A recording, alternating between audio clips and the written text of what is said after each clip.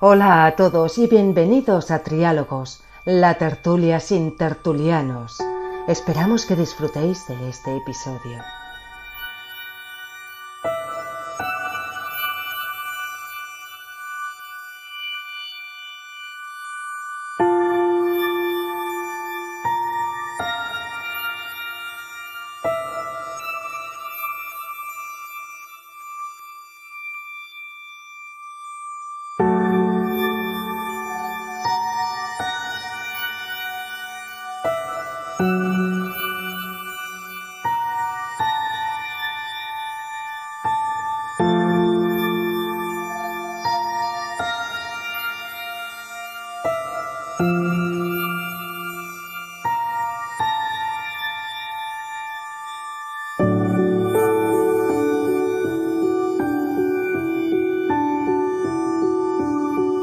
Buenos días, buenas tardes, buenas noches. Estamos en una sesión más en Triálogos. Esta vez vamos a tratar y solucionar de una vez por todas el asunto de la industrialización, la robotización, la inteligencia artificial, la cuarta revolución industrial y el porvenir del ser humano en todo este fenómeno de cambio. Tenemos, como siempre, a nuestra alineación titular, a Gonzalo G. Carrascal. Buenas. ¿Qué tal? Encantado de estar con vosotros. Muchas gracias. Tenemos también, repartiendo juego, a Juan Elías. Hola, un gusto estar aquí.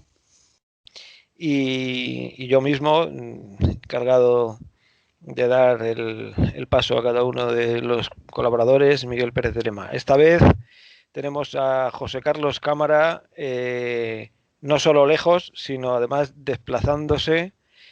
No sabemos si perseguido por alguien, pero creo que está cambiando de país en este momento. Vamos a darle paso y él mismo nos va a introducir el tema. José Carlos. Buenas tardes a todos, Juan, Miguel y Gonzalo. Muchas gracias a todos nuestros oyentes que van creciendo semana tras semana en número y estamos seguros de que cada vez serán más. El tema que nos ocupa en esta ocasión es la automatización del trabajo y habría que hacer una referencia a los últimos 200 años en los cuales a través de las diferentes revoluciones industriales se ha planteado el problema de cuál sería el futuro de los trabajadores y las personas que quedaban fuera como consecuencia de la llegada de las máquinas.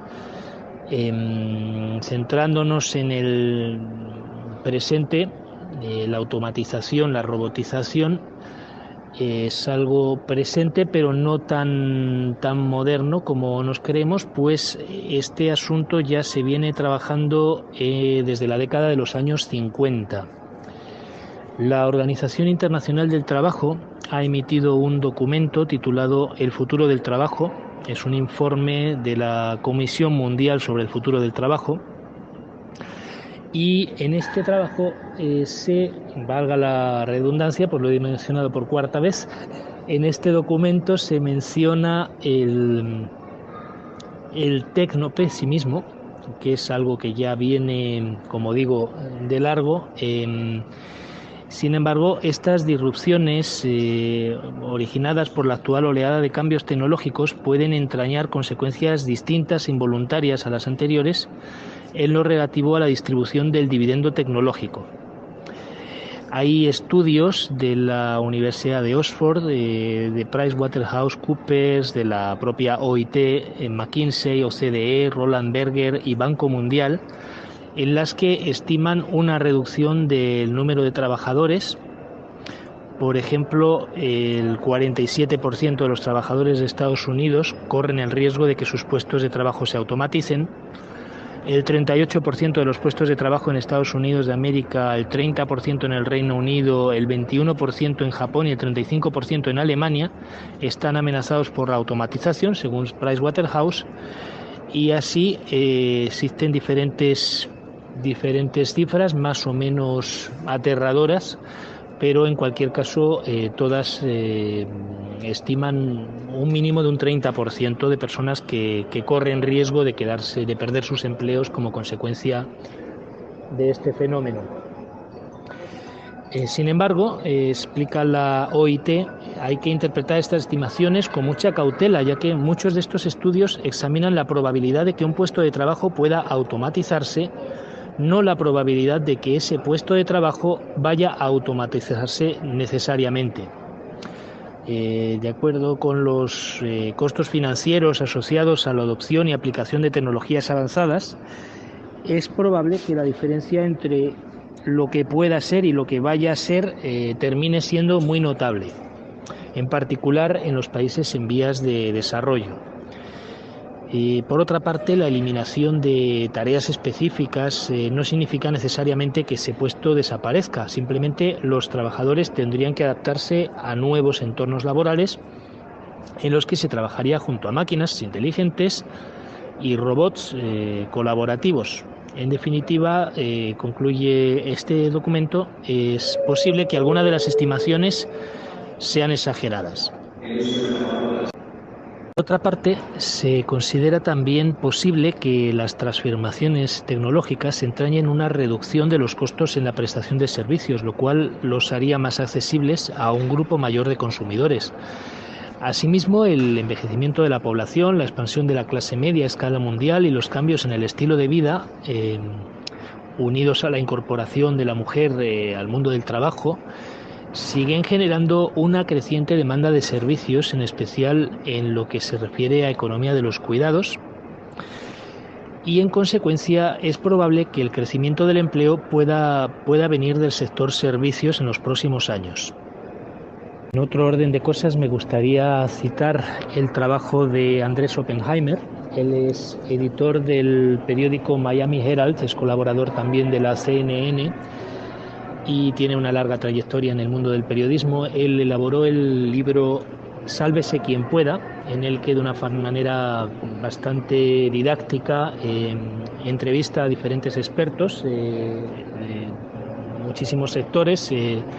Incluye la medicina, incluye el periodismo, incluye la enseñanza, y él saca una serie de conclusiones que os aconsejo que leáis el libro porque es muy divertido, se lee en 2 horas, y él concluye que fundamentalmente es el ser humano siempre tendrá esa capacidad de empatía de la que carece la máquina, y por lo tanto podrá desarrollar unas tareas muchísimo más enriquecedoras para complementar el trabajo que aportan las máquinas. Bueno, pues una vez que José Carlos desde algún lugar remoto nos ha centrado la cuestión, ¿qué podríamos añadir o comentar sobre estas previsiones? Sobre todo esa parte un poco de alarma por un lado, pero por otra de no es para tanto, ya ha habido otras revoluciones industriales y el empleo que se pierde por un lado se recupera con otro. ¿Esto creemos en ello o no nos lo creemos? ¿Cómo lo veis? Bueno, ciertamente José Carlos ha apuntado una serie de elementos que son esenciales, tal como habla del dividendo tecnológico o de la reducción de los costes de servicio, que entrañaría precisamente la implementación y la puesta en servicio de esa nueva tecnología, de ese nuevo paradigma.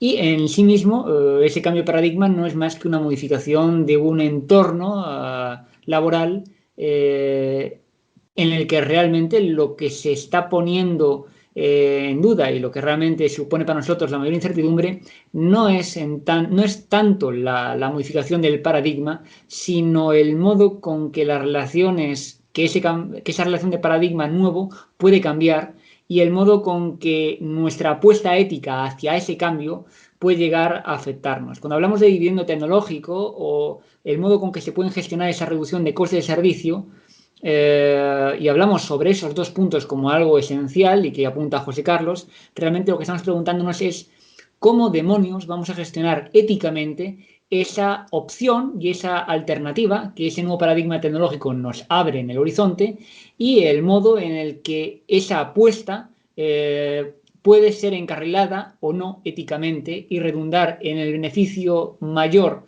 y en el mayor bienestar de una mayoría y de un mayor colectivo, o por el contrario, la reducción y la privatización de beneficios a un entorno más discreto y más constreñido de una élite económica que no haga más que utilizar ese entorno del nuevo paradigma para poder realmente consolidar más su poder.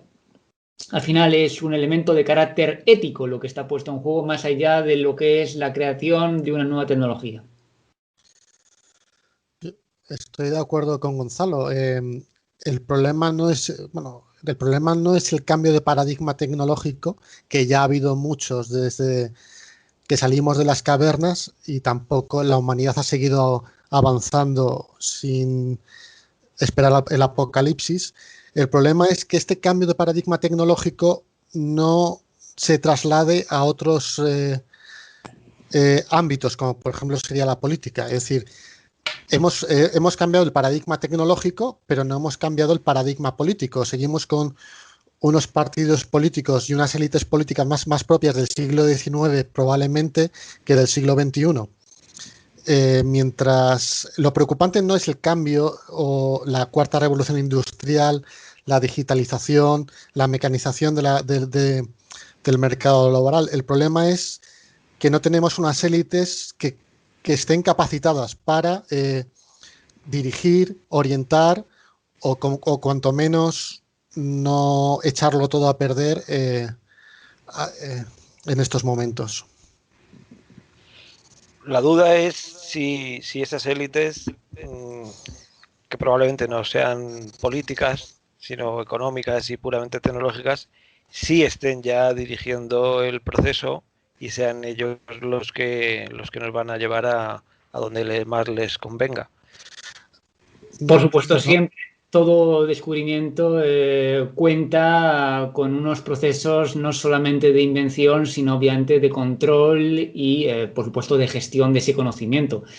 Pensar que algo se desarrolla de una manera espontánea, sin que haya supuesto previamente un filtrado en razón a los intereses que puedan gestionar el alcance de ese nuevo descubrimiento, sería tener una visión absolutamente simple y profundamente naif de la realidad. Cierto es que hay unos poderes fácticos y económicos que son realmente los que regulan los procesos y el modo con que estos son puestos en juego, pero con independencia de eso no deja de ser cierto que esas propias estructuras económicas están operando bajo un esquema que, como bien ha dicho Juan, es proveniente de unos usos digamos protoindustriales. Venimos bajo un principio político que por mucho que se desarrolle dentro del ámbito ya de la contemporaneidad y seamos a la postre todas nuestras democracias sean deudoras e hijas de Condorcet, no deja de ser claro que ya los tiempos de James Watt y de la máquina de vapor han sido superados, y ese nuevo paradigma económico y productivo que significa la transhumanización o la capacidad productiva ya de entes autónomos desarrollados bajo principio de inteligencia artificial, necesariamente alberga un paradigma productivo, económico y por tanto político que tiene que ser desarrollado con nuevos paradigmas y bajo nuevas visiones. Yo no creo que haya unas élites económicas y tecnológicas reunidas en Silicon Valley que están favoreciendo el cambio de paradigma, no lo dudo. Que desde luego en España las élites que controlan el Estado no están en esa onda, me parece también evidente. Si estuvieran preparándose para el cambio de paradigma tecnológico, habrían hecho ya una reforma del sistema educativo, porque evidentemente hay millones de personas que en estos momentos, de jóvenes, que no están preparados para subirse, para incorporarse al mercado laboral tras el cambio de paradigma tecnológico. Estarían ya favoreciendo leyes, promulgando leyes que se adaptaran al cambio de paradigma tecnológico, no entorpeciéndolo como están haciendo. Yo creo que si hubiera las élites estatales preparadas para este cambio de paradigma, lo estarían haciendo, porque de hecho nos están llevando a una situación sin salida en muy poco tiempo. Va a haber millones y millones de personas, de ciudadanos españoles, que van a perder el empleo y que no van a poder encontrar otro en el nuevo paradigma. Sí, yo sobre eso creo que la respuesta española va a ser firme y contundente, porque sabemos que el paradigma tecnológico y la robotización van a suponer la creación de miles de nuevos empleos tecnológicos que ahora desconocemos y, por supuesto, nuestra aportación a esa revolución será cercana a cero. Sin embargo, estamos plenamente preparados para incorporarnos en la prestación de todo tipo de servicios como hasta ahora hemos hecho, que es básicamente camareros y putas. Creo que el Estado tiene una apuesta firme por la reconversión de los obreros industriales que pierdan su empleo en camareros sin contrato en Benidorm. Por ese lado me parece que podemos estar tranquilos. Sin duda el problema, como bien apuntáis, es no tanto el hecho de que haya una oligarquía que regule los procesos de desarrollo económico y, por tanto, de evolución política y social de una sociedad, porque eso se desarrolla en cualquier entorno de cualquier país. El problema, a lo largo de la historia, el problema no suscita tanto bajo el principio de la dominación de una oligarquía, puesto que eso, de acuerdo al modo con que desarrollan las sociedades, es tal. El problema es en qué modo la naturaleza de nuestra oligarquía no se acomoda a las de otros países con los cuales competimos y que están siendo estas, por otro lado, más orientadas hacia la orientación de sus tejidos productivos hacia el nuevo paradigma. Cuando tienes una base oligárquica basada sobre un principio de economía en el que los ámbitos de regulación de mercados, en el que los ámbitos de la dependencia de la asignación de contratos públicos, en el que el desarrollo a la sombra de la estructura estatal es esencial, está claro que lo que es la concepción de la exigencia, digamos, del espíritu emprendedor de una clase oligárquica industriosa queda completamente lacerada. Si no tenemos un sistema productivo industrioso, si no tenemos un sistema productivo basado en el valor añadido, en la inteligencia y, por tanto, en la promoción del talento y en su formación, lo cual atañe ya al sistema educativo que viene engranado con ella, a la postre lo que vamos es a una tendencia, obviamente, de círculo vicioso de bajo valor, que no nos llevará más que a permanentemente estar focalizados en un sistema que obviamente es aquel que le conviene y le es más adecuado a los intereses cortoplacistas y presentes de esa oligarquía patria, pero que por otro lado no permitirá ni al tejido social en su contexto histórico, ni a la propia oligarquía en el largo plazo adaptarse a situaciones de mayor valor. Vuelvo a decir, tal vez no importe que sea así, tal vez si la oligarquía tal y como está configurada entiende que los mercados que configuran, por tanto, la sociedad española son suficientemente maduros y permiten la obtención de unos beneficios suficientemente adecuados para sus previsiones de dividendos y de rédito económico, tal vez no sea preciso realmente hacer una apuesta decidida por ningún cambio. Ahora bien, el coste de oportunidad que supondrá para el conjunto de la sociedad a lo largo del tiempo en términos de deterioro y de retraso con respecto a otras sociedades en cuyas oligarquías se fundamenten esencialmente en si ya economías de mayor valor añadido, en elementos de producción basado en el conocimiento, obviamente solamente redundará en nuestro retraso y en nuestro distanciamiento con respecto a las sociedades que bajo los nuevos paradigmas lleguen a evolucionar y que harán que nos distingamos y nos distanciemos más de ellos a lo largo del siglo. Bueno, yo creo que la propia oligarquía, o sea, sí le importa porque al final esto es autodestructivo. No creo que puedan sostenerse en el poder paralelamente a un declive sistemático de la economía española. Y luego, claro, el problema que tenemos en España es que no somos todos tontos. O sea, es decir, aquí hay una clase media y una gente muy dinámica que sabe lo que pasa. Sí, hay en el mundo industrial, por ejemplo, y tecnológico, hay bastante pequeña, mediana, incluso mediana tirando a grande empresa que están internacionalizadas y que van por libre. Esa es la parte buena. Creo que podemos confiar en eso, pero en llegar a tener alguna clase de gigante o liderar algún sector tecnológico, creo que no está en el horizonte. Seremos, nos sumaremos a ello comprando la tecnología y aceptando además condiciones como la que ya estamos viendo con empresas como Amazon, Apple, Google, que se saltan la fiscalidad nacional y que además se hacen imprescindibles porque son ellos ya los que mandan y eres tú el que te tienes que adaptar a lo que ellos quieran hacer, y si deciden que no van a pagar impuestos, no vas a crear un Google español, no, esto no va a pasar.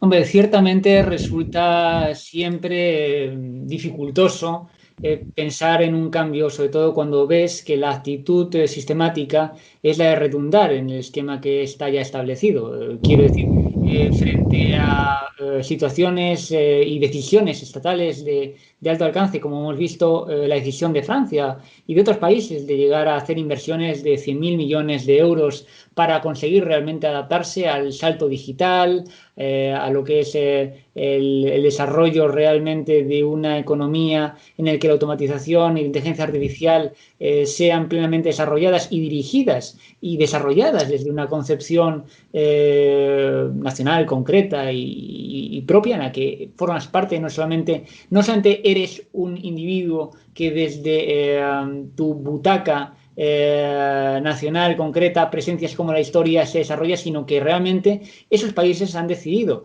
que desean participar y desean ser realmente protagonistas de esa parte de la historia que está siendo por escribir. Y realmente cuando ves que ese tipo de inversiones las están empezando a llevar adelante esos países, y cómo en el nuestro no hacemos sino que permanentemente redundar en los esquemas ya establecidos de, bueno, pues de ladrillo, de turismo, y realmente en servicios de bajo valor añadido que a la larga no van a permitirnos evolucionar socialmente ni generar los surpluses ni los beneficios que realmente nos permitan mantener el sistema de bienestar. Es peligroso porque supone que vamos a estar realmente sometidos a unos esquemas productivos que a la larga acabarán por deteriorar el sistema de bienestar. Ahora bien, también una manera de conseguir hacer que eso suceda, es decir, que no haya modificación alguna de la estructura económica y, por tanto, mantener los beneficios económicos de las empresas a costa de, bueno, pues de que no haya ningún cambio, y aún así que se desarrolle un proceso de deterioro del bienestar público sin que suponga un problema en términos de estabilidad, es sencillamente haciendo que las personas, los ciudadanos, comiencen a aceptar progresivamente el deterioro institucional y el de sus servicios de bienestar público, y a partir de esa concesión empezar el declive social y estatal por el cual los individuos comiencen a aceptar un statu quo nuevo en el cual las condiciones laborales y de estatus de ciudadanía queden completamente tan laceradas y reducidas en el tiempo que ni siquiera nos lleguemos a acordar en un momento de todo cuanto de bueno llegamos a disfrutar en un momento dado. Y buscándole algún lado amable y positivo, ¿no os parece, y además es algo que un poco lo estamos empezando a ver ahora, cuando de verdad el teletrabajo, aunque sea por obligación, ha empezado a funcionar? ¿No creéis que habría una posibilidad a medio plazo de que un país como España, que ha concentrado de una manera miserable y cretina a los jóvenes en busca de empleo en Madrid y Barcelona, esto se empiece a romper y realmente se pueda teletrabajar comprándote una casa en un pueblo de Segovia por la quinta parte de lo que vale 40 metros en el Pau de Vallecas, y si eso no le podría dar un nuevo aire, incluso aumentar la población, porque si las condiciones de vida mejoran, es previsible que las personas se animen a tener hijos. ¿O no? Sin duda abres un horizonte muy interesante. El problema final que yo solamente encontraría es al final el huevo y la gallina. Quiero decir, la sociedad es precisa para poder realmente poblar una región. El problema es que si no hay servicios que hayan realmente sido dispuestos previamente, no hay realmente tejido social que sea sostenible en ese entorno, con lo cual tendría que haber una decidida apuesta seguida junto a ese proceso de, digamos, de descentralización o de deslocalización del puesto laboral, tendría que estar seguida necesariamente de una apuesta estatal muy decidida para dotar de recursos, servicios y realmente proporcionar un incentivo a que ese proceso se desarrolle de una forma adecuada y que las condiciones, por tanto, laborales se desarrollen, digamos que de la mano de también una dignidad en la propia vida diaria de esas personas que puedan encontrar en los lugares que decidan habitar fuera de las grandes urbes, pues un entorno dotado de todos los sistemas y servicios públicos que su condición ciudadana les garantiza. Yo también añadiría que habría que ver si los alcaldes que llevan 40 años siendo alcaldes de su pueblo, las ciudades pequeñas de provincias, tienen interés en recibir a jóvenes más o menos bien formados en sus pueblos y ciudades. Que igual el alcalde de Tomelloso del Botijo, lo de que tiene ya su pueblo ahí bien montado con sus estructuras sociales y sus redes clientelares, y lo último que quiere es que vayan 1000 madrileños ahí a opinar. Sí, en España esto de echar al pilón al forastero sí que es una tradición, pero están muy necesitados. Yo creo que sí son bienvenidas, sobre todo si es gente joven, porque es gente que son contribuyentes, van a comprar el pan, van a llenar el colegio. Hay sitios donde te quedas sin colegio si no llegas a un mínimo de niños, te quedas sin ambulatorios si no llegas a un mínimo de personas.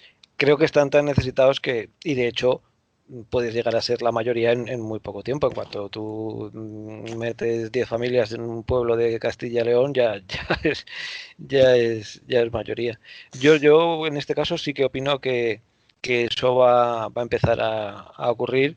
Ya digo que el principal responsable es la especulación que ha habido básicamente en Madrid y Barcelona, pero bueno, también vas bajando el tamaño de la ciudad y es proporcional. Valencia, Sevilla, Bilbao. Realmente tienes que elegir entre vivir o no sé qué. Realmente no hay elección porque tienes que... Claro, y es una vida absolutamente miserable y con distancias que se van haciendo disparatadas, ¿no? Hay personas en Madrid que se meten hora y media para llegar a una oficina absurda donde van a hacer lo mismo que podrían hacer en su casa o donde ellos quieran. Mira el ejemplo que hemos tenido de José Carlos, nos estaba hablando desde no sabemos ni dónde estaba, que se oían unas voces detrás. Bueno, ¿y qué me importa? Si lo que me interesa es lo que me va a contar. Hombre, ciertamente la desmaterialización del puesto de trabajo es una labor y una opción muy interesante y, como bien señaláis, es una manera de poder intentar abrir la puerta a una reversión de la polarización de la economía en el conjunto del país, que a la postre lo que ha hecho es focalizar la economía y la capacidad productiva de la nación en torno a Cataluña, País Vasco y Madrid como polos esenciales de la producción española y, por tanto, en cierto modo, bueno, y sin tanto en cierto modo, realmente introducir una atracción de la población del conjunto de la nación hacia esos tres polos y dejar el resto del territorio completamente desprovisto de los servicios y de expectativas de un horizonte de futuro cierto. En cierto modo, la desmaterialización de ese puesto de trabajo es una opción abierta a que pueda haber esa reversión, pero, vuelvo a decir, sin los recursos que permitan realmente asentar una nueva población de base, realmente no se podrá incentivar adecuadamente ese retorno. Y, por otro lado, también la desmaterialización del proceso del puesto de trabajo implica y entraña un riesgo si no se realiza previamente una reglamentación muy clara en términos laborales de lo que sea en sí definido como teletrabajo y cuáles son los derechos laborales de los trabajadores dentro de ese ámbito, puesto que podríamos llegar a competencia desleal en términos ya no de que realmente haya mercados laborales en el mundo del teletrabajo de contexto nacional, sino que podría haber interferencias ya en contextos internacionales en el cual los salarios pudiesen ya no estar adecuados a los rangos de uso nacional, sino que una vez que uno se considera desmaterializado su puesto, pues puede ser perfectamente desempeñado ese trabajo por cualquier persona en cualquier parte del mundo. Y ello podría llevar pues a una apertura de los límites del rango de salarios laborales que pudiesen sobrepasar el ámbito nacional y por tanto poder llegar a una reducción fortísima de salarios que pusiesen en riesgo fuertemente la seguridad laboral y los puestos de trabajo en sí para la población local. Ese ejemplo yo ya lo conozco en algo que tiene que ver con mi profesión, que además es de las primeras que se ha evaporado y precarizado, y es el mundo de los servicios, por ejemplo, de diseño gráfico a empresas. Primero se convirtieron en falsos autónomos, ahorrándose pues los contratos y cualquier clase de ventaja social. Pero después con internet se internacionalizaron de tal manera que tú vas a competir como europeo con un diseñador peruano, por ejemplo. Entonces, claro, él tiene unas ventajas para competir que lo único que en España, por suerte, tenemos al empresario palillero que prefiere tenerte atado al remo y ver que sales a las 9 de la noche que confiar en una persona a la que no ve. Pero sí, es una competencia muy dura y que le da ventaja al que está en un país con el nivel de vida más bajo. Eso ya está pasando. Bueno, entonces en ese caso nos encontramos con el problema de que las maneras con que se implementa realmente esa desmaterialización pueden entrar en conflicto con lo que son los equilibrios sociales que garantizan pues un determinado statu quo y un horizonte de cierta, ¿cómo decir?, estabilidad o al menos previsibilidad social. Por tanto, como bien señalas, esto puede ser puede ser realmente una espoleta, un gatillo que pueda llevar a una desfundamentación de los equilibrios sociales y políticos del país, ¿no? Sí, yo creo que todos hemos visto esos capítulos de comedias americanas en las que la atención al cliente de una multinacional está en manos de un hindú que a la vez está manejando un badulaque, y supongo que eso llegará. Esa es la parte negativa. El problema es si esos dividendos o si esa reducción de costes de servicio al final acabará redundando también en una bajada de precios en el coste de aquel servicio que se presta, o por el contrario solamente servirá para engrosar digamos que los beneficios empresariales a fin de cuentas, y no redundarán más que en una paulatina, creciente y continua polarización social en términos de los ricos, que cada vez tendrán más, y una clase social media-baja cada vez más sometida a una bajada salarial debido a su, o por un lado, capacidad de ser, digamos que desarrollada laboralmente por instancias de menor valor, o directamente por ser fundamentada su puesto de trabajo en términos de automatización. Por tanto, bueno, pues eso no deja de ser más que otra apuesta ética que está en juego. Ortega decía que la tecnología en sí mismo es neutra. Lo que hay que plantearse son los fines. Es decir, con tecnología puedes construir una bomba atómica o puedes favorecer un ambiente laboral liberador y creativo. El problema de todo esto será quién está al mando. Es decir, se puede efectivamente utilizar el teletrabajo para que vivamos todos en urbanizaciones, en ecorregiones, con comunidades felices, o pueden utilizarlo para mandarlo a otros países y pauperizar todavía más a la clase media. En el fondo estamos hablando de juegos de poder y el tema del poder, como siempre.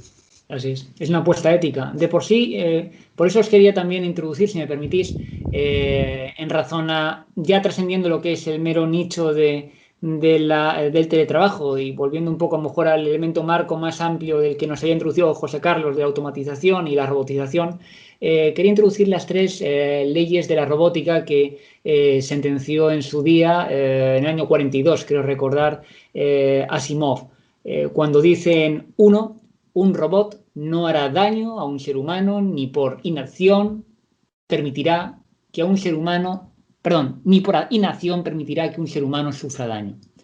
Un robot debe cumplir las órdenes dadas por los seres humanos, a excepción de aquellas que entren en conflicto con la primera ley. Y 3, un robot debe proteger su propia existencia en la medida en que esta protección no entre en conflicto con la primera o con la segunda ley.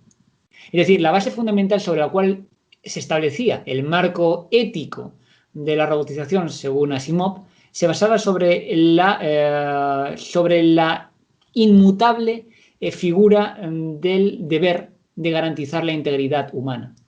Y el problema es hasta qué punto el problema ya no es el modo con que el robot puede interferir contra el humano, sino el modo en que el humano desea que la robotización interfiera contra sí mismo. Y ese es el elemento fundamental, ¿no? Cómo el robot, al final, la robotización no es, como ya bien señalaba, un problema en sí mismo, sino que puede ser empleado como un medio que el hombre emplee únicamente contra parte de sí. Seguro que Asimov escribió eso desde un punto de vista humanista y literario, pero no tiene nada que ver con la realidad. Las máquinas son usadas por hombres y las usarán para castigar a los hombres en la medida que les venga bien. Esas leyes de la robótica tú las puedes introducir en el programa de una máquina, pero puedes introducir exactamente las contrarias. Asimov, que se adelantaba mucho al futuro, ¿no? Como la novela Fundación, en ese momento no estaba viendo a un dron Predator bombardeando un colegio en Bagdad, pero esto ya está pasando ahora mismo. Tú haces la máquina y le dices que bombardee personas y las bombardea y no hay ningún problema. No, es decir, que esa ética, la máquina le es indiferente. La máquina es una máquina y hará lo que le manda. No digo que necesariamente una máquina vaya a ser agresiva o destructiva, pero que no va implícito con la máquina, ¿no? El señor que fabrica los drones no conoce a Asimov ni le importa nada. El complejo militar industrial le encarga eso y lo hace y fuera. Hombre, Asimov estaba pensando en máquinas pensantes, en la inteligencia artificial, y desde luego sí que hay que ir pensando ya en un código ético para la inteligencia artificial, que bueno, que de hecho ya se está pensando y hay congresos internacionales que debaten el tema. Sí, hombre, hay cosas básicas como en la conducción autónoma que intentan, pues esos, si va a haber un atropello o lo que sea, que el daño vaya más a la máquina que a la persona, con todo eso podemos contar, pero que en todo caso serán principios éticos humanos que se le introducirán a la máquina en la medida que se quiera. No creo que nos volvamos mejores por el hecho de que el esbirro encargado de hacer las cosas sea un humano o una máquina. Obedecerá órdenes y serán las que sean.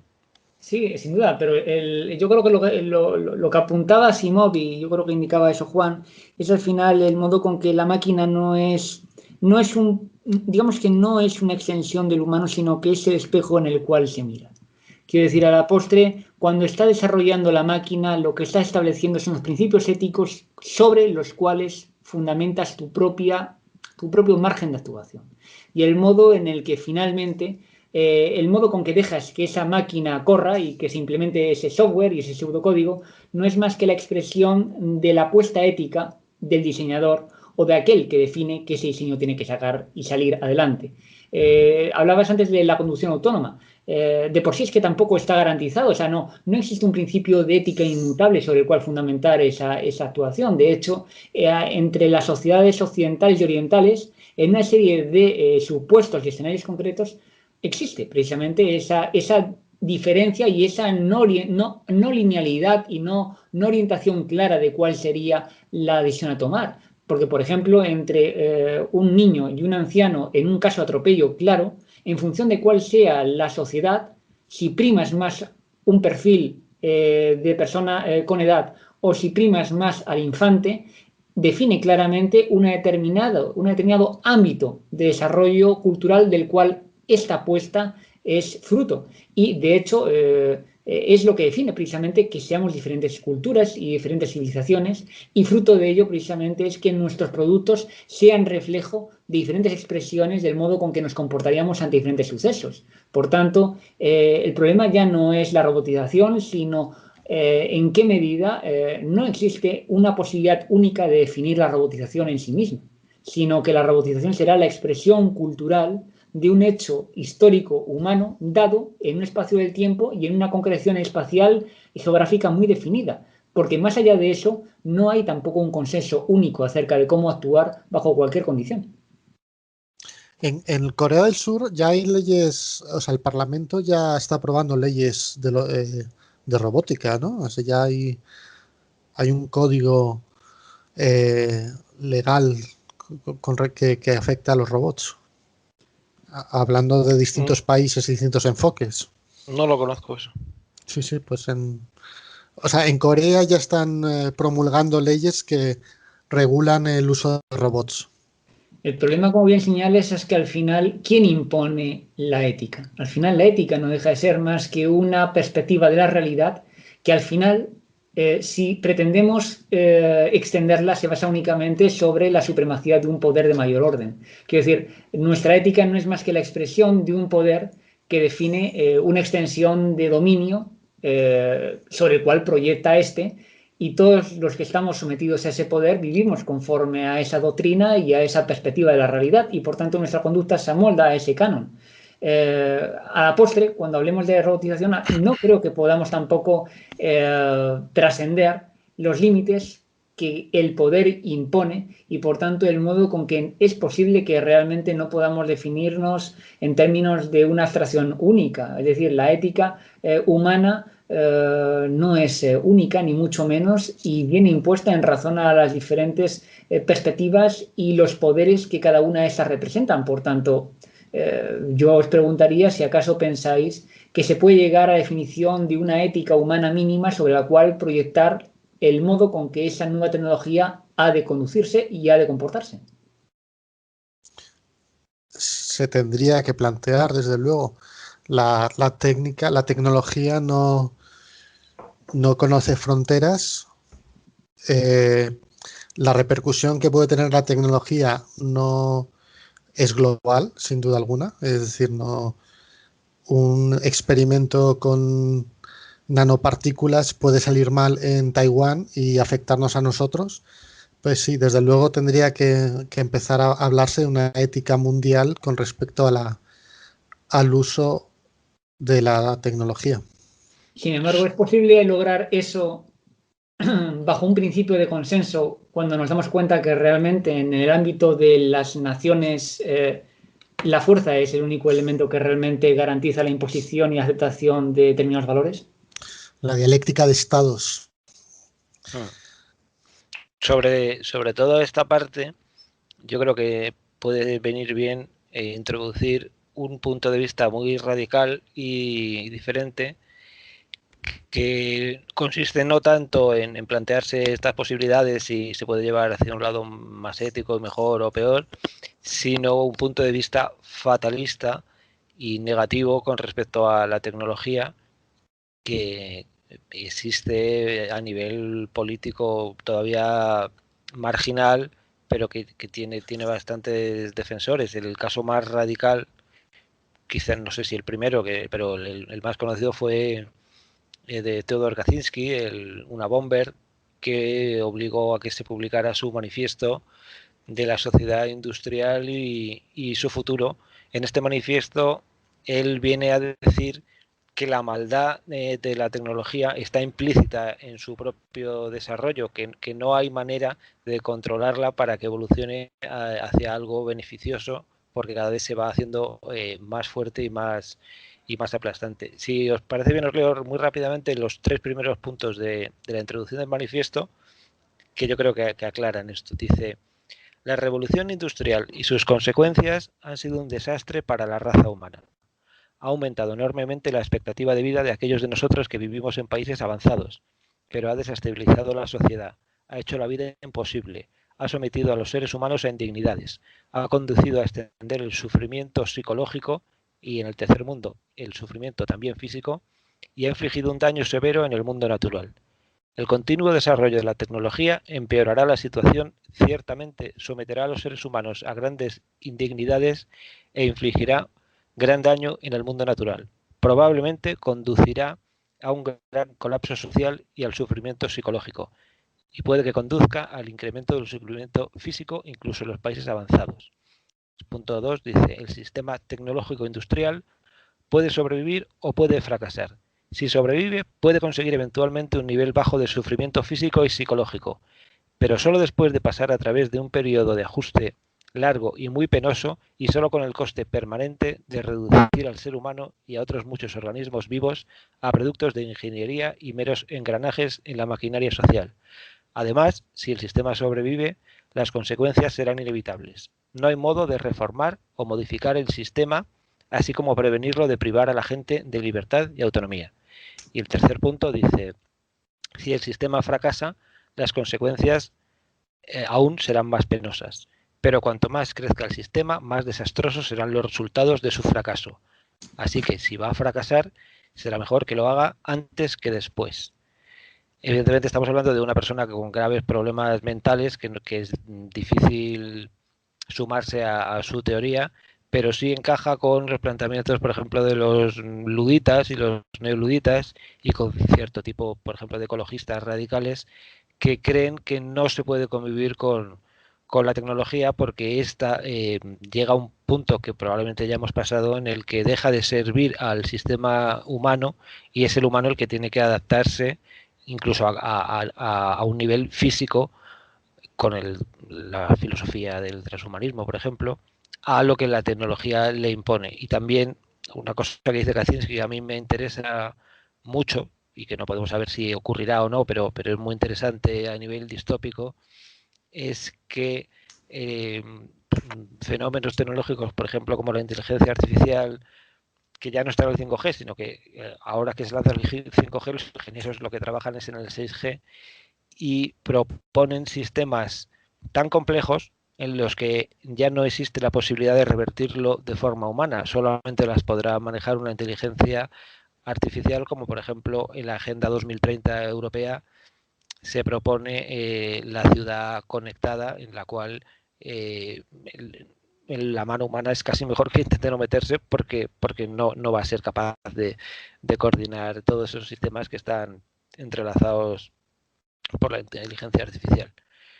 Y esto es lo que me interesaba comentaros para introducir este asunto de los radicales que directamente están en contra del avance tecnológico y que desearían volver a una especie de edad media feliz.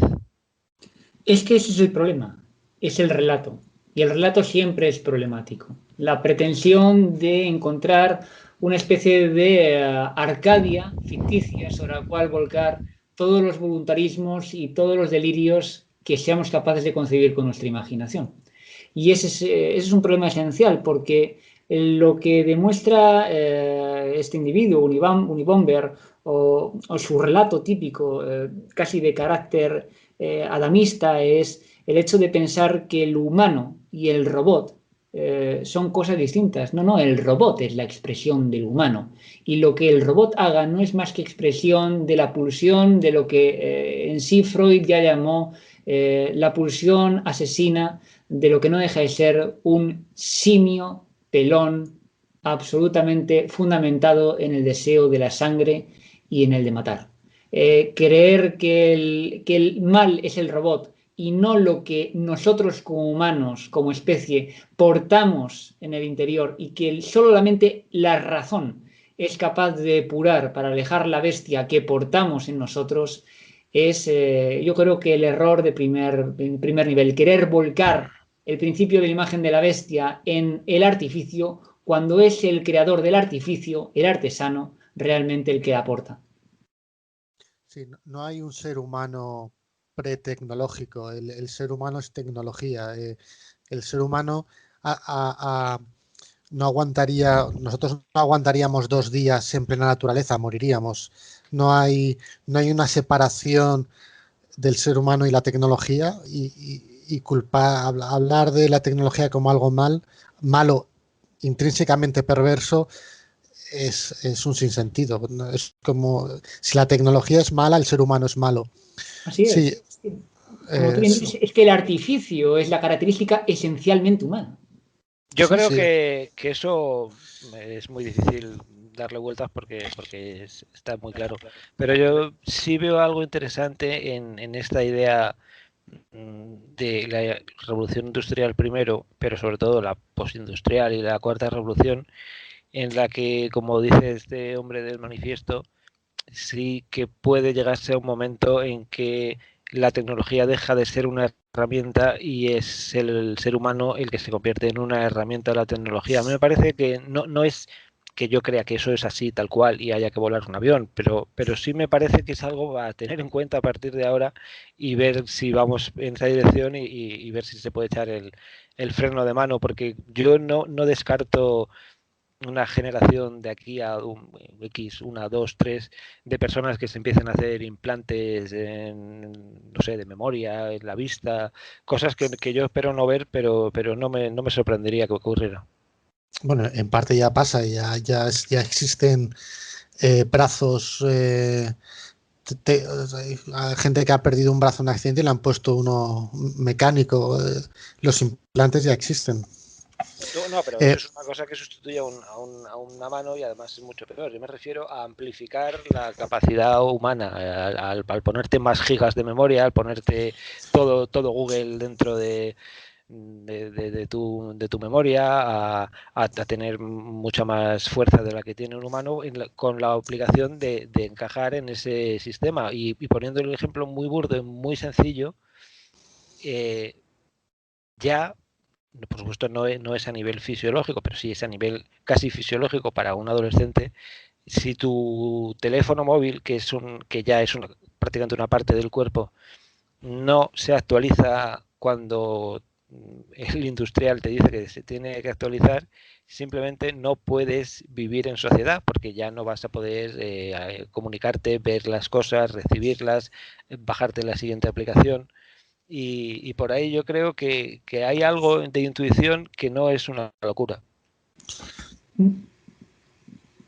Bueno, en cierto modo no deja de ser más que la expresión de la violencia que la sociedad ejerce contra sí misma en diferentes, en diferentes clases de una manera natural sin necesidad de que haya una tecnología. Quiero decir, el hecho de que alguien, por no encontrarse en situación económica capaz de permitirse un último adelanto, una última tecnología que le permita el acceso al último modelo y a la última aplicación, conlleva necesariamente la marginación económica que de por sí experimenta cualquier persona que no tiene la capacidad de tener esa capacidad de gasto en otro ámbito y en otra sociedad y en otro estadio tecnológico. La marginación social no es un hecho puramente suscitado a partir del surgimiento de estas tecnologías dotadas de un diseño, si quieres, de obsolescencia programada, sino está basado en el mero hecho de garantizar una supremacía de una parte de la sociedad sobre otra, la violencia que ejerce una respecto a otra para garantizar el dominio de esta sobre la anterior. Y, por tanto, ese hecho tecnológico no hace sino llevarnos al hecho concreto con que esa violencia se expresa en un momento histórico del tiempo y de la evolución tecnológica humana, pero no tiene mayor alcance. Quiero decir, no es diferente a cualquier otra expresión de discriminación o de violencia social en cualquier otro momento de la historia. Yo lo que salvaría de una bomber es que popularizó un principio que ya se estaba tratando en el mundo de la filosofía desde mucho antes, ¿no? John Zerzan, el anarcoprimitista, tuvo una gran influencia en una bomber. Gunther Anders, Ellul, bueno, hay una serie de autores que han estado planteando, y una bomber lo consiguió popularizar, desgraciadamente matando gente, que la tecnología es una cuestión política, es decir, es un tema político que hay que tratar políticamente. Cuando hablábamos antes de los paradigmas, claro, el paradigma político de nuestra época debería de estar adaptado al paradigma tecnológico y deberíamos de plantearnos estas cuestiones. Es decir, el eje del debate político tendría que ser la tecnología, la biomejora, la ingeniería genética. Deberíamos estar hablando de estas cosas. Estas son las cruciales, las que generan nuevas clases sociales, generan excluidos, generan nuevos ricos, generan los juegos de poder. De esto es de lo que deberíamos hablar en el debate político. Y esa parte de la biología y el transhumanismo, ¿no os parece que puede ser una nueva forma de división entre progresistas, no tal y como lo conocemos ahora, pero sí un tipo de progresista y un tipo de conservador, que unos estarán a favor de las transformaciones del humano, genéticas y de todo tipo, y los conservadores que se opondrán y incluso se remitirán a conceptos religiosos de la esencia del humano o la creación de Dios?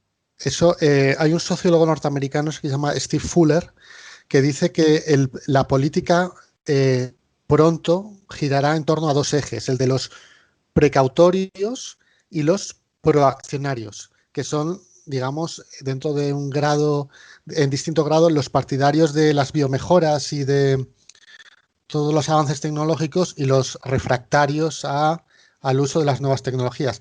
Sí, es un poco lo que digo, es que ese es el tema, es de lo que tendríamos que estar hablando. ¿Es legítimo utilizar la ingeniería genética para que nuestros hijos sean más altos, más guapos y más inteligentes que nosotros? Pues eso es de lo que tendríamos que estar hablando. ¿Qué va a pasar si unos lo hacen y otros no? Habéis visto la ataca a todos, ¿no? ¿Qué va a pasar cuando dentro de 30 años haya una clase social que sea los gen ricos, los que son más potentes genéticamente y los que han nacido por métodos naturales y en consecuencia son genéticamente inferiores? Bueno, puede ser como en un mundo feliz que ya se fabrican predestinados, ¿no? Los alfa, los beta, los gamma, y a cada uno se le educa para que esté satisfecho con el papel genético que le han otorgado. Claro, es que eso nos lleva a otro tema, es que la ciencia ficción realmente es realismo en perspectiva, o sea, es que sí. Un mundo feliz te está hablando de lo que tendríamos que estar hablando, es decir, ¿qué va a pasar cuando, si la ingeniería genética por cuestiones incluso morales, se limita a gente muy rica, porque la mayoría decimos que no, y entonces los ricos lo hacen en Luxemburgo o donde sea que ahí el Estado... pues fíjate, yo creo que es muy probable que empiece por gente muy pobre que no puede elegir. Creo que te reclutará el Partido Comunista Chino, te meterá en un sótano y te empezarán a experimentarte hasta que creen en el super soldado, y a partir de ahí luego sí, claro, se popularizará y sobre todo los jóvenes, el que no tenga la mejora pues será un desgraciado. Es otro buen ejemplo. ¿Y qué pasa cuando China decida que el imperativo, la moral kantiana no va con ellos y que ellos van a crear un ejército de gen ricos, 1 millón de chinos enriquecidos genéticamente? ¿Qué vamos a hacer? ¿Y quién te dice que no están en ello ya? ¿Y quién te dice que no están en ello? Bueno, pero en cierto modo no deja de ser eso ya la división que existe en muchos aspectos. Quiero decir, también genéticamente enriquecidos son aquellos que tienen la capacidad adquisitiva para comprar alimentos de buena calidad. Y genéticamente deprimidos son aquellos que no tienen acceso a unas proteínas de calidad y tienen que ser alimentados a base de hidratos que al final configuran un cuerpo débil, rico en azúcares y tendente a enfermedades de cardiopatías, cánceres, etc. Quiero decir, no deja de ser una expresión de la división que la propia estructura económica garantiza, salvaguarda y que determina precisamente los focos de poder que siempre han estado y estarán presentes en el ámbito social. La tecnología no deja de ser más que, como tú bien has señalado, la característica esencialmente humana, el artificio. Y de hecho, creo que no pudo ser teorizado a nivel visual mejor que con la elipsis que de por sí desarrolló Kubrick en 2001. Quiero decir, el foco de la tecnología de la gran nave espacial que orbita no me acuerdo dónde, la luna o algo así al comienzo de la película, no era Júpiter. más que la transposición del hueso de la quijada que empleó únicamente para matar un animal humano a otro. Así es. Sí. Estamos dándole vueltas a lo mismo, pero sin resolver, porque es imposible resolver si habrá un conflicto o no, o si la propia mecánica capitalista, porque será algo comercial y deseable, hará que no haya ningún debate posible, que es algo bueno por sí mismo, igual que es cualquier otro tipo de tecnología. Bueno, al final es una mecánica del deseo. Es que no estamos. El problema del humano es que se circunscribe dentro del ámbito del deseo. Y la robotización, en cierto modo, siempre se ha querido orientar como la realidad, ¿cómo decir?, acerada del animal. Bueno, perdón, miento, me he expresado mal, disculpad. Del ente artificial puramente racional. Cuando realmente si la inteligencia es lo que trata de copiar el artificio del autómata, son precisamente los afectos lo más sencillo de poder, ¿cómo decir?, modular, moldear y construir de una forma ficticia. Quiero decir, no hay nada más engañoso ni más sencillo de poder mimetizar que un sentimiento humano. La razón es lo más depurado que hay porque precisamente es aquello que trasciende lo que nuestra especie lleva de lastre en sí misma. Justamente la inteligencia es el elemento más depurado que precisamente por depurado es lo más difícil de alcanzar y lo que muy pocos animales de nuestra especie son capaces de acariciar siquiera. Por ello, cuando hablamos de inteligencia artificial, casi podríamos abrazarlo como en muchos aspectos una opción de intentar, si hubiese una buena intención del animal humano, de intentar escapar de la presa de la que somos al final, del animal del que al final somos presa, que es de nosotros mismos y de nuestros afectos. Y en cierto modo creo que es difícil que sea posible en la medida en la que los diseños de esos autómatas no son más que expresión de las ambiciones y de las mezquindades y los deseos de poder que arrastramos con nosotros.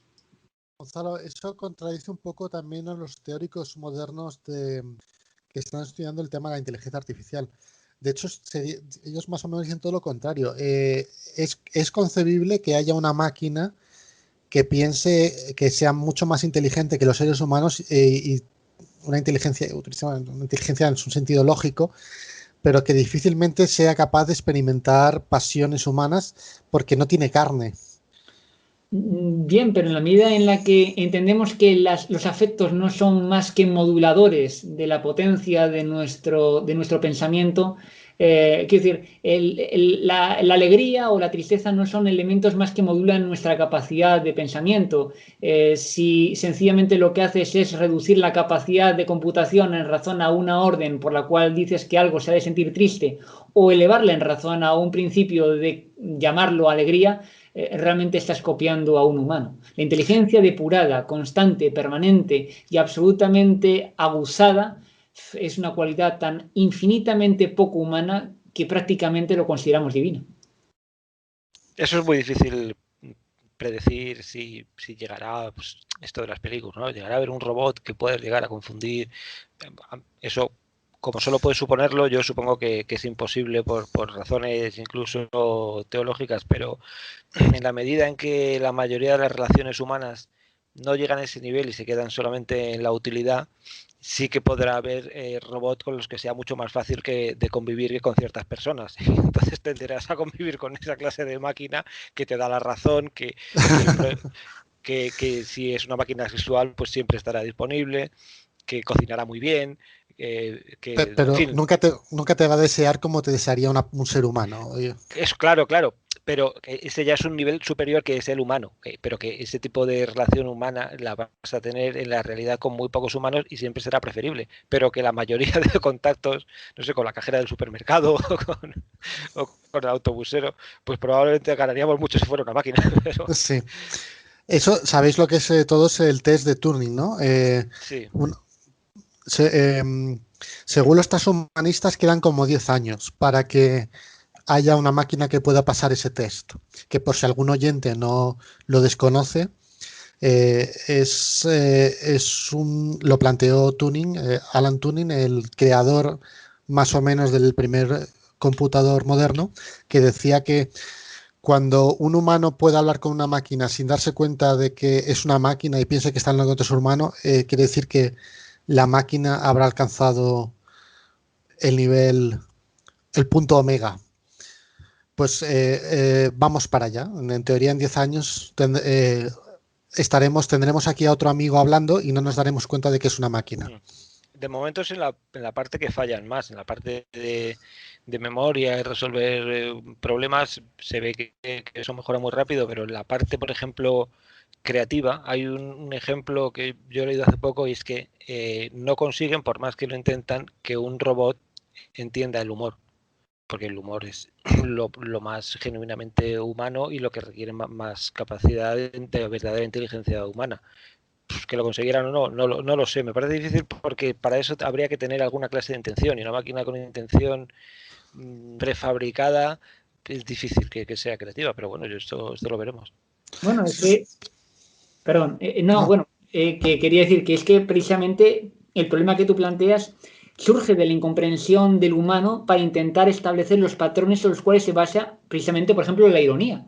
Uno de los principales problemas de los reconocedores lingüísticos a la hora de aplicarlo a este ámbito es precisamente la capacidad de encontrar los rudimentos lógicos que permitan, asir las características irónicas de una enunciación. Y es ahí donde entra precisamente la imposibilidad de poder implementarlo, pero va asociado a un problema de carácter lingüístico.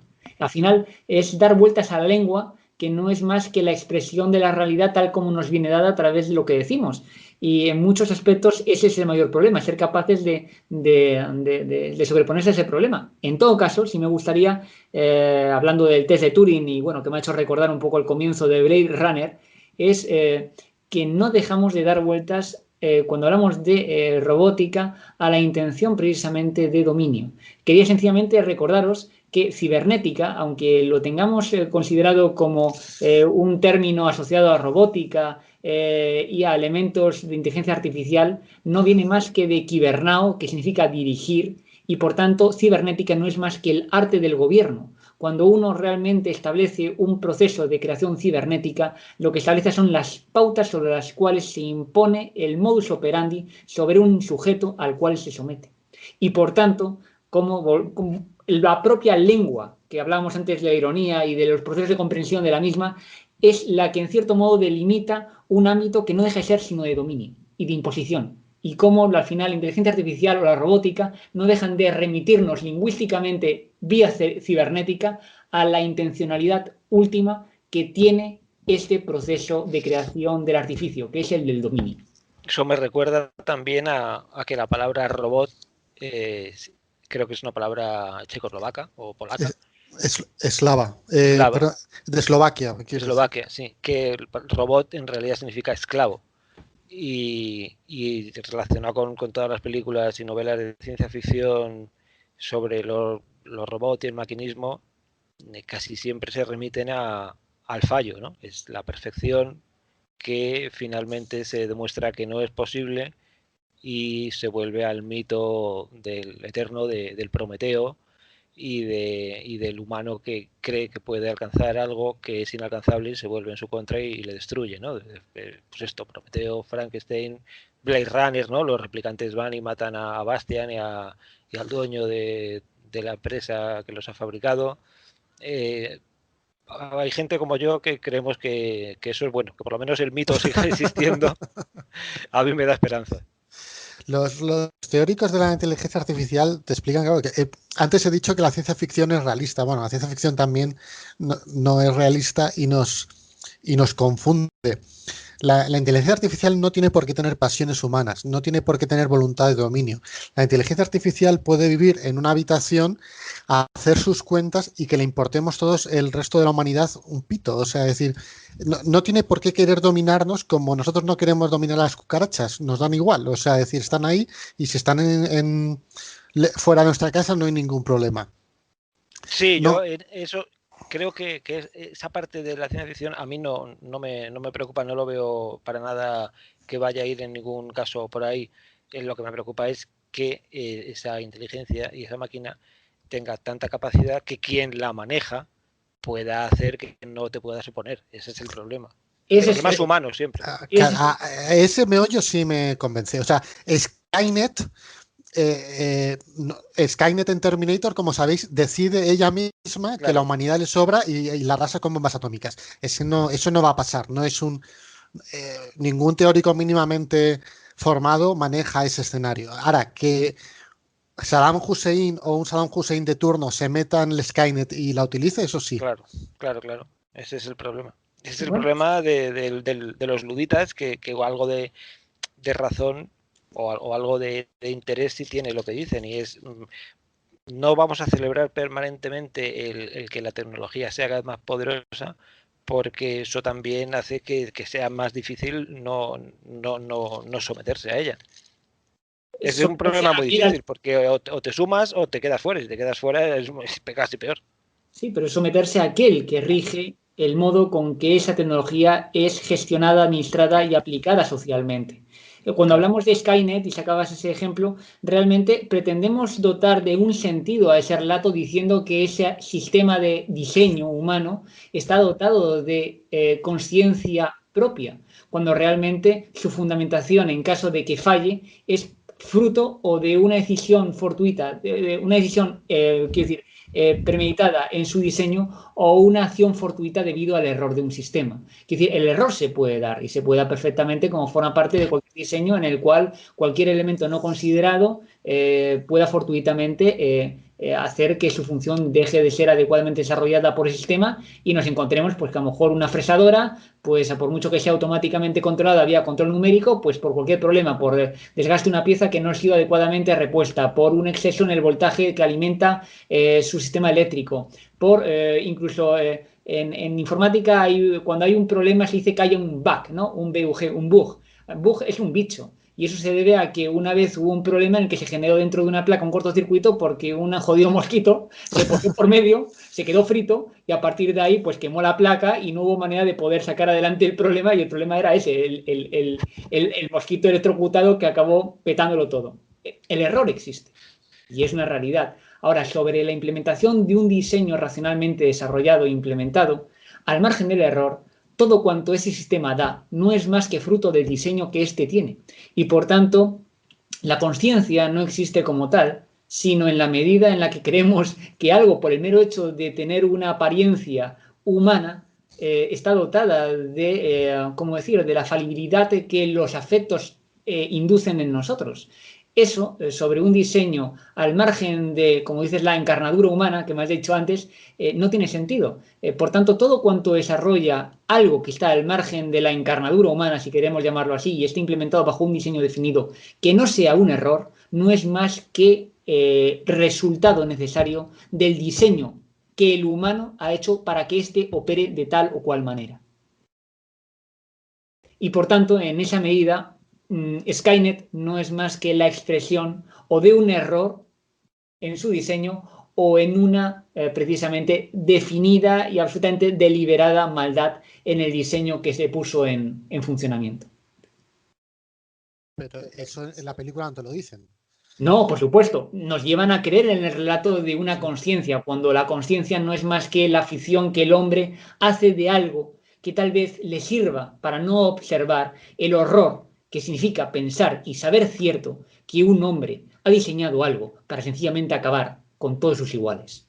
La bestia vuelve a emerger bajo la apariencia de algo que tenemos que intentar atribuirle una conciencia al margen nuestra para no ver lo que somos. Sencillamente encarnizados asesinos. Bueno, y así es como la historia evoluciona a base de sangre. Con esta reflexión tan optimista vamos a ir. No sé si tenemos mucho más que decir. ¿Hacemos una última ronda? Bueno.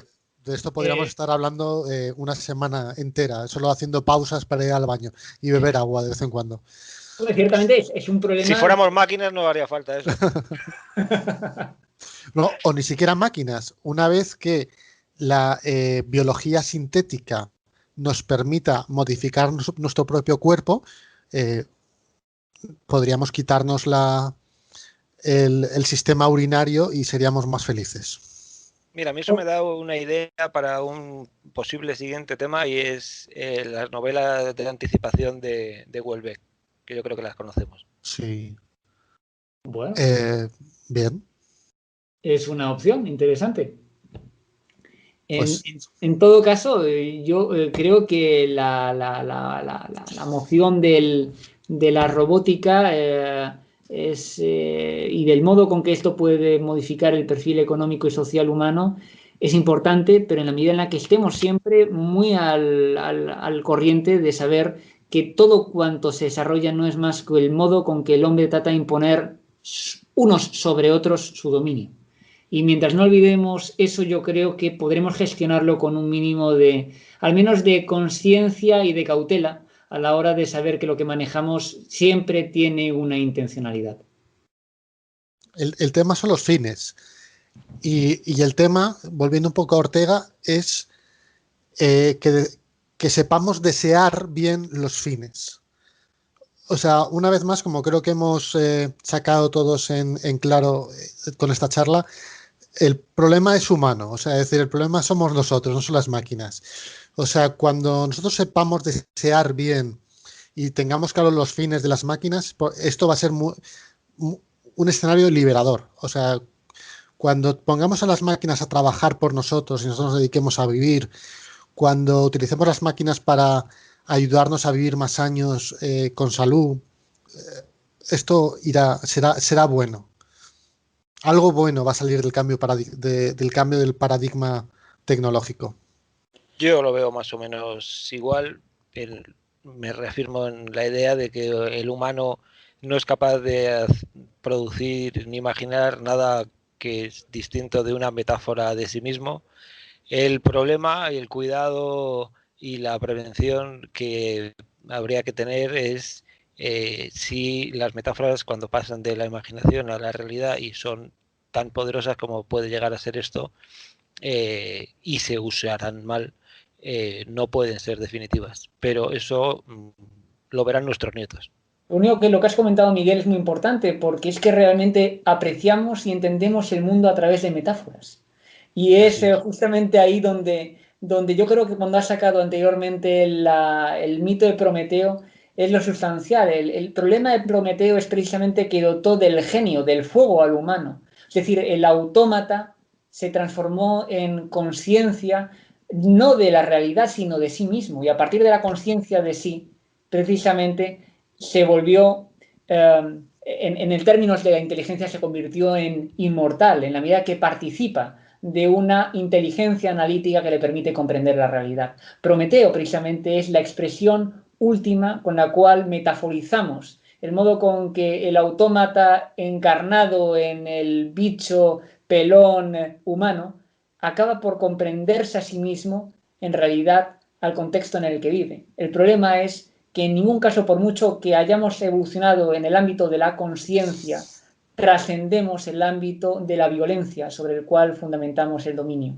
y sobre el cual las estructuras sociales no son más que expresión de la voluntad de dominio de unos frente a otros. Y yo, mi última matización, eso que ha dicho Miguel es muy interesante, no lo veremos nosotros, lo verán nuestros nietos, pero eso en términos históricos, si pensamos en un tiempo histórico de la humanidad, no es nada, o sea, es decir, es un segundo.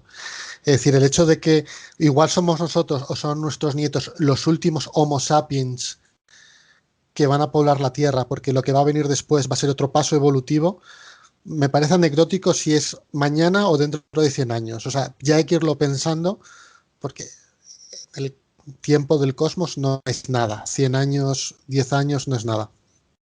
Como decían en el Quinto Elemento, el tiempo no importa, lo único que importa es la vida. O como decían en Blade Runner, ¿quién vive? Pues con estas lágrimas en la lluvia, hasta la semana que viene. Muy bien, chicos, aquí terminamos otra sesión de triálogos y la semana que viene arreglaremos definitivamente otro asunto, igual que hoy hemos resuelto este. Hasta la semana que viene. Luego. Gracias. Adiós. Buena semana. Gracias por escucharnos. Si te ha gustado este episodio, puedes seguir escuchándonos en iVoox cada semana. Hasta la próxima.